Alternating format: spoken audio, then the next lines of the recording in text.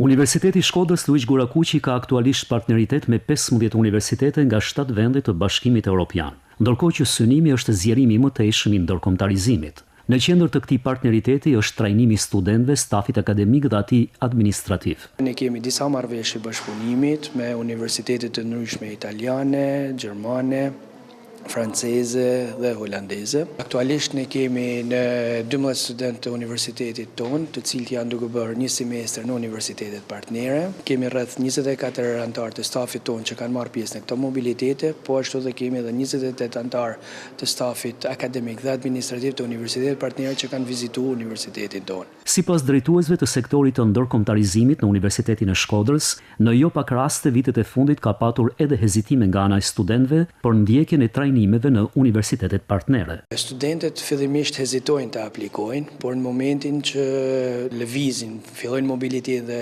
përjetojnë, është një eksperiencë shumë e mirë dhe me këtë rast unë gjej mundësinë që t'i bëj thirrje edhe studentëve të tjerë që të jenë më aktiv në aplikime, sepse është një mundësi shumë e mirë për rritjen e kualifikimit të tyre dhe bashkëndarjen e eksperiencave me studentë të huaj.